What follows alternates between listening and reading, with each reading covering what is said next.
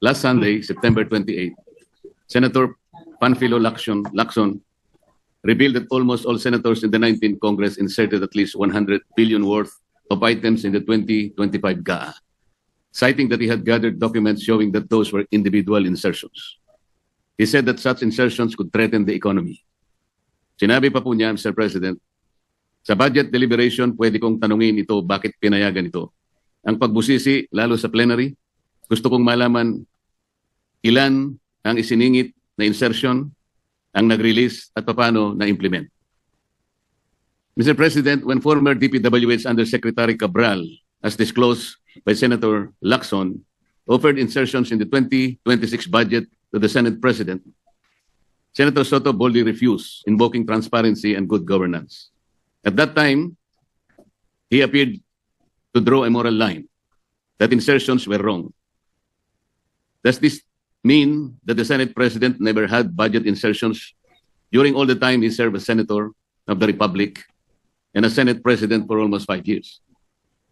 Yet when it was revealed that 100 billion worth of insertions actually found their way into the 2025 budget through the Senate itself, the Senate President shifted tone and justified them as part of the regular budget process.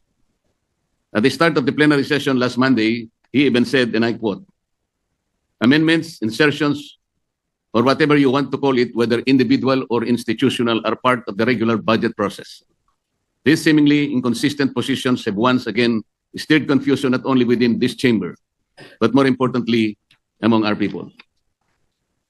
Just yesterday, Mr. President, Senator Lacson clarified that he did not mean to put anyone on the spot, but expressed that this is a chance for both houses to heed to the public outrage against corruption.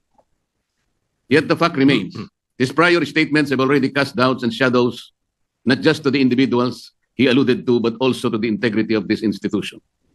His disclosure last Sunday ended up banners of newspapers Monday morning, to the consternation of his colleagues. While a caucus was called in the afternoon of the same day to explain that it was not meant to put anyone on the spot, but to heed the public outrage, it's too late in the day, Mr. President. Mr. President, the confusion is further compounded. For years, Senator Lacson made it his moral crusade to denounce budget manipulations as the breeding ground of corruption, particularly infrastructure projects like flood control. He called them humongous budget insertions that fueled waste and abuse. But then in the wake of public outrage, instead of pressing for accountability and demanding justice for past misuse, he appeared to have abruptly shifted tone. After pontificating on the evils of insertions, he suddenly got off from his hobby horse of morality and simply urged both chambers to heed the public outrage. What does this mean, Mr. President? That after all the thunder, we simply move on. This inconsistency, first condemning insertions as corrupt, then quietly moving on without demanding redress, only deepens public distrust. Are we truly committed to reform, or merely staging rhetorical battles without the resolve to clean up the rat? This flip-flop erodes the consistency of our institutions' stand. Are insertions wrong, or are they right? If they are wrong, why did we allow them? If they are right, why did we deny them before? Mr. President, we must confront this issue not with rhetoric, but with clarity of principle. The Senate is tasked under the Constitution with the power of the purse and the vital function of oversight. But let me ask, is oversight synonymous with budget insertions? Or are insertions merely convenient vehicles for pork and patronage? Without a clear framework, we risk reducing this chamber to nothing more than a rubber stamp of the powers that be, thereby undermining the checks and balances carefully designed by the framers of our Constitution. The so-called flood control scandal illustrates the urgency of this clarification, Mr. President. For years, billions of pesos were poured into flood control projects. Yet today, every typhoon, every monsoon rain still brings massive flooding to our communities. Where did the money go? Were the projects properly planned and implemented, or were they merely vehicles for lump sum appropriations and political accommodations? If Senate oversight means anything, it must mean exposing these abuses.